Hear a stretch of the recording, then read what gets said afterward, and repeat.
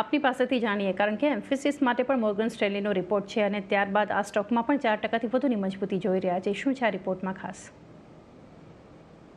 જી, તો એમ્ફેસિસ પર Morgan સ્ટેનલીનો report આવ્યો છે. તેઓએ ઓવરવેઇટની રેટિંગ આપી છે અને ટાર્ગેટ આપ્યા છે 3625 પ્રતિ શેરના.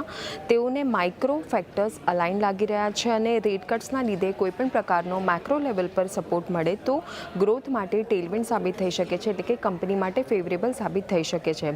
પોટેન્શિયલ રીરેટિંગ માટે મલ્ટિપલ કેટલિસ્ટ તેઓ જોઈ રહ્યા છે અને કન્સિસ્ટન્ટ પાઇપલાઇન ગ્રોથ પણ જોવા મળી રહ્યો છે એવું તેઓને લાગી રહ્યું છે. અને ક્વાર્ટરલી ડીલ છે જે કંપનીની તેની સાઇઝમાં પણ વધારો થતો જોવા મળી રહ્યો છે.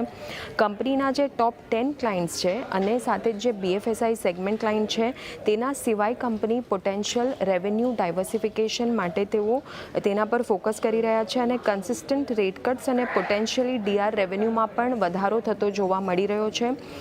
આવતા 2 થી 3 વર્ષમાં મેજોરિટી સ્ટેક હોલ્ડરનો પૂરો સ્ટેક સેલ થતો જોવા મળી શકે છે અને FY27 માટે આવક ગ્રોથમાં 50 બેસિસ પોઈન્ટ, જ્યારે FY28માં 100 બેસિસ પોઈન્ટના વધારાનું તેઓનું અનુમાન છે.